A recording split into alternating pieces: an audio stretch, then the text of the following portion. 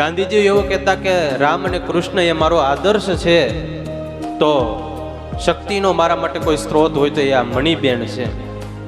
અને પોતાનો બાપ એ રાષ્ટ્રને માટે સમર્પિત હતો, એટલે દીકરી મણિબેને ક્યારેય પણ જિંદગીમાં લગ્ન નહોતા કર્યા.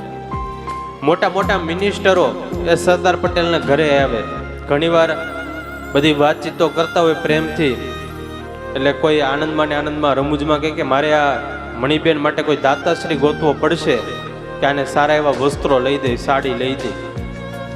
એમાં કોઈ મિનિસ્ટર છે, એક દિવસ એમના ઘરે આવ્યા હેતવાળ અને કીધું કે દીકરી, તું આટલી બધી અત્યારે યુવાની અવસ્થામાં સભ્યતા રાખે છો, આટલી બધી મર્યાદાઓ રાખે છો, અત્યારે તારી જુવાની અવસ્થા છે, તારે મોજ શોખ કરી લેવાનો હોય, જુવાની અવસ્થા તો એ પ્રમાણે જીવી લેવાનું હોય, આટલી બધી મર્યાદા રાખવાની ન હોય.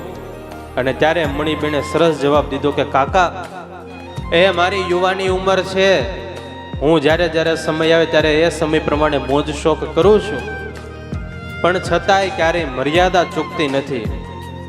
હું સમાજમાં જ્યારે નીકળું ત્યારે મર્યાદાથી જીવું છું, અને હું સમાજમાં નીકળું ત્યારે નીચું મોઢું રાખીને જીવું છું. એટલે આજે મારો બાપ સરદાર પટેલ ઊંચું મોઢું રાખીને જીવી રહ્યો છે. અને ખૂબ જાણવા જેવી વાત, આપણા સંસ્કારો એવા હોય કે આપણા મા બાપને ક્યારેય જીવનમાં નીચું જોવું ન પડે.